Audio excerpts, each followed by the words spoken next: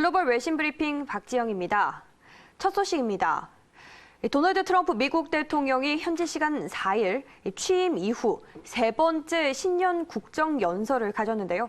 이 자리에서 경제와 무역 그리고 안보까지 자신의 업적들을 한껏 내세우면서 재선 행보를 가속화했습니다. 구체적인 언급 내용들 하나씩 짚어보시죠. 트럼프 대통령은 3년 전 우리는 위대한 미국의 귀환을 시작했다면서 오늘 나는 그 믿을 수 없는 결과를 공유하기 위해 여러분 앞에 섰다며 운을 띄웠는데요.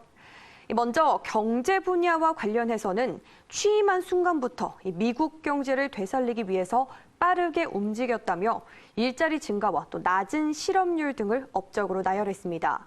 또 무역 정책에 대해서도 미중 무역 합의를 두고 신기원을 이룬 것이라고 자평했고 나프타를 대체하는 미국, 멕시코, 캐나다 협정을 체결한 것과 관련해 이는 이전 정치인과 다르게 나는 약속을 지켰다고 강조했습니다. 뿐만 아니라 안보적인 측면에서도 북대서양조약기구를 언급하면서 마침내 동맹국들이 그들의 공평한 몫을 지불하도록 돕고 있다며 방위비와 관련한 공평한 분담을 강조했는데요. 또 최근 이슈가 되고 있는 신종 코로나 바이러스와 관련해서도 중국 정부와 조율하면서 긴밀히 협력하고 있다고 밝혔습니다. 하지만 이례적으로 북한에 대한 언급은 내놓지 않으면서 그 배경을 두고 관심이 쏠리기도 했는데요. 트럼프 대통령의 이날 국정연설은 우크라이나 스캔들과 관련한 트럼프 대통령의 상원 탄핵 최종 표결을 하루 앞둔 상황에서 이뤄진 만큼 상원에선 이미 공화당이 장악하고 있는데요.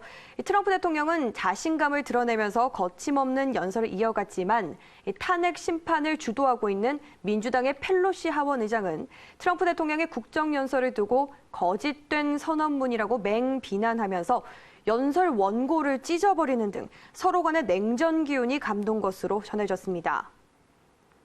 다음 소식입니다. 중국에서 신종 코로나 바이러스 의심 환자의 일일 증가세는 줄어들고 있지만 사망자와 또 확진자의 증가세는 연일 최고치를 기록하고 있는데요. 유럽 의약품청이 신종 코로나 바이러스 백신과 또 치료제 개발을 지원할 것이라고 밝혔습니다. 로이터 통신의 보도입니다. 현지 시간 5일 로이터 통신에 따르면 유럽연합 산하기구인 유럽의약품청은 신종 코로나 바이러스 감염증 치료제와 또 예방을 위한 약품 개발을 가속화하기 위해서 구체적인 조치를 취하겠다며 이와 관련해서 지원할 준비가 돼 있다고 밝혔는데요. 그러면서 신종 코로나 바이러스 감염을 치료하고 또 예방할 수 있는 가능성이 있는 항바이러스제와 백신을 찾고 있고 또 개발자들이 개발 중인 약물에 대한 모든 정보를 분석 중이라고 설명했습니다. 또 이런 약물 개발에 대해서 신속하게 또 과학적인 조언과 평가를 제공할 것이라고도 덧붙였는데요. 중국 당국은 최근 의심 환자 수가 줄고 있다고는 밝혔지만 일일 사망자와 또 확진자 모두 연일 최고치를 기록하고 있는 만큼 이 백신과 또 치료제 개발에 여전히 관심이 쏠리고 있습니다. 다음 뉴스입니다. 중국의 통신 장비 업체죠. 화웨이가 유럽에 이 5G 제조 기지를 구축하겠다는 뜻을 밝힌 것으로 알려졌는데요. 자세한 내용은 사우스차이나 모닝포스트의 보도로 함께 해보겠습니다.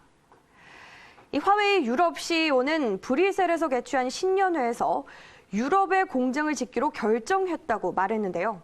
그러면서 화웨이는 그 어느 때보다 유럽에 집중하고 있다며 유럽의 공장을 설립함으로써 이제 유럽을 위해서 유럽에서 만든 5G를 만날 수 있을 것이라고 강조했습니다. 그동안 미국은 이 화웨이가 중국 정부와 밀접한 관계를 맺고 있는 만큼 이 화웨이 장비를 사용하면 중국에 기밀이 유출될 수 있다고 주장하면서 유럽연합을 비롯한 동맹국들에게 이 화웨이 장비 배제를 촉구해 왔죠. 하지만 이런 미국의 압력에도 불구하고 유럽연합이 5G 네트워크 구축 지침에서 중국이나 화웨이를 명시하지 않으면서 일종의 이 절충점을 찾은 것으로 풀이되고 있는데요. 이 화웨이 유럽 CEO는 이런 미국의 공세를 겨냥한 듯 정치적인 의도가 깔린 의혹은 우리 앞에 놓인 도전을 해결하지 못한다고 지적하면서 첨단 기술업계가 점점 더 이 지적학적인 문제와 무역 협상 그리고 외교적인 대화에 얽혀가고 있다면서 미국과 중국, 유럽을 향해서 공동 규칙을 만들기 위한 논의를 촉구한 것으로 알려졌습니다. 마지막 소식입니다. 국제통화기금 IMF 총재가 현지 시간 5일 이 세계 경제를 짓누르고 있는 기후변화 위기에 대응하기 위해서 조속히 탄소세를 도입해야 한다고 재차 주장했습니다. 보도 통해서 확인해 보겠습니다. IMF 총재는 현지 시간 5일 바티칸에서 열린 경제적 연대를 위한 컨퍼런스 연설에서 탄소세를 부과함으로써 이 가정과 기업의 에너지 소비가 줄고 또 친환경 에너지로의 전환도 촉진될 것이라고 강조했는데요.